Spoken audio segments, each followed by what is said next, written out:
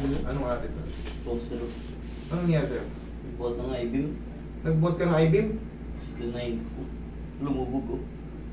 Tinamaan ka ng I-beam? Hindi, nagbuhat kami. Parang na... Gano'n ko na I-beam? Baka hindi nyo rin I-beam ha? Bakal na malaki. Bakal na malaki. Oo. Depende kung anong sukat. May I-beam na 25. 35. 35. Ngayon, kailan ka nagdali? Kailan ka nagbuhat? Thursday. Tapos ininda ko ng Friday. Thursday, kinabukasan ng hinita Tapos mo. inubo na ako ron. Pag-ubo ko, itong pinakamasakit. Sige. O, relax na. Kaya hindi niya na. Masakit din yan. Kita mo, ganyan lang oh. Oh. Gano'ng kasakit, gano'ng kalakas yung pindot ko na yan oh. Pero tingnan mo, oh yan, mahina lang ha. Sakit. Na-dislocate yung ano mo sir. Ay hindi na-dislocate. Ito yung iniinda ni sir oh. Base dyan. Semi-actual, dito, sa third. Pag ginaganon ko, ngayon malamang ito ang naging ano ni sir. Sa sobrang bigat nung ano, sa sobrang bigat nung I-beam.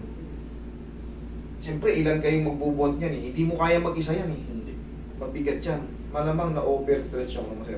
Pero gagaling din yan.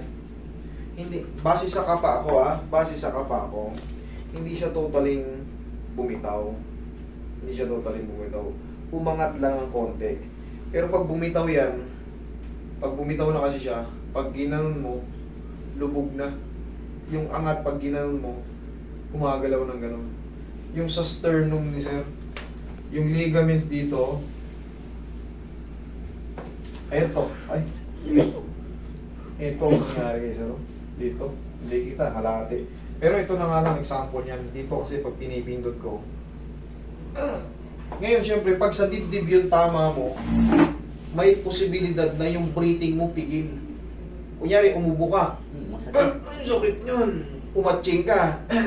Basta yung parang, o kaya yung mga, ano ba, yung parang tinabig ka, tatabigin kita ng gano'n. Pero yan, gagaling din yan, sir. Wala kang dapat ikatakot. Akin yung pao.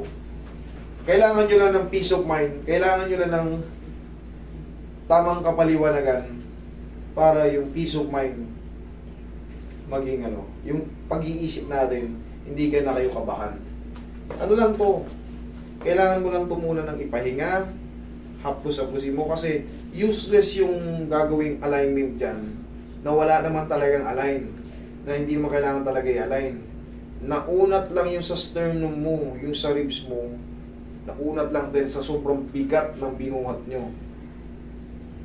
Ang gagawin mo lang dyan, wala kang ibang gagawin kundi haplos lang ng pagmamahal. Tapos, ipahinga mo lang. Tapos, pag hihinga ka, kunyari nahihirapan ka huminga, iangat mo tong kaliwa mo. Pero, massaging ko lang muna yan mo. Kasi pag dininginan ko yan, masasaktan lang si sir. Kaya ang pinaka-discarte dyan, haplos lang muna ng pagmamahal. Bago pa to eh. Thursday lang. Friday. Saturday, Sunday. Wednesday. Okay? Ano pa lang to? Wala ka pang dapat ikatakot ito. Haplusin mo lang ng pagmamahal. Tingin pang power. Bumili ka lang ng ganito. Tapos, mga 2 linggo, bumalik ka rito. Pag ganyan pa rin, pagpigil pa rin hininga mo, babanatan ko na yung ganito mo. Okay? Pero pag hindi, naayos na, huwag ka nang bumalik. Ito kasi ngayon, kasagsagan pa ng ano, kasi hindi niya pa alam gagawin. Pinipuwersa niya pa siguro na nag-ano pa siya, nagtatrabaho. Tatrabaho ka pa, di ba? Welder. Kaya lalo pang nasasaktan. Welder. Eh siyempre, bago ka mag-welder, magbubuhat ka pa muna ng mga bakal-bakal na ano. Napupuwersa lang to sir. Lagyan mo lang to ng patch. Kahit pa paano, lagyan mo ng patch. O kaya haplusin mo ng pau. O kaya maglagay ka ng ano. Ay, ako na yung bandage. Ako na yung bandage yan. Wala. Ginamit na rin. Hindi ah. Ginamit May bandage pa dyan. Dali po kayo. Pabili kayong bandage. Ay, meron dyan.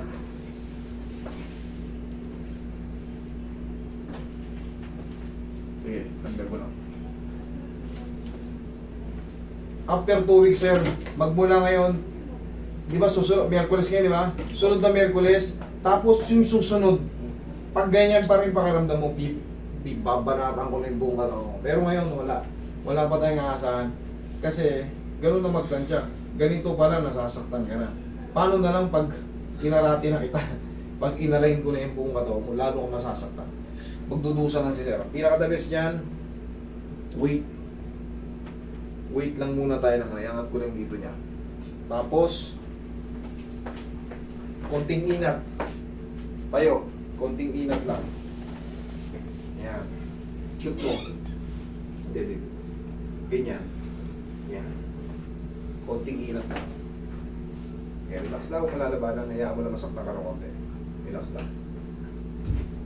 Thank you. Ako na yung bandage. Tapos, samantala, tatanggalin mo lang to pag matutulog ka, ha? Huwag ka munang maligo, ha? Hapon na eh. Tignan mo, makakatulong to. Roy, dito ka rin.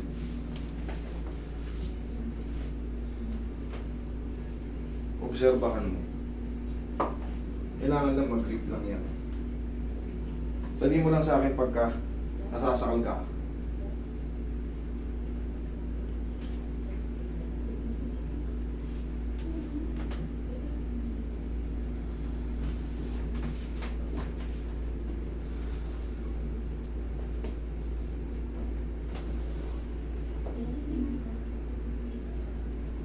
Taas mo yung kaliwa mo. Hingang malalim. Oh. Mas naipit, mas gumanda, o mas lumuwang, ano? Okay na. Okay to.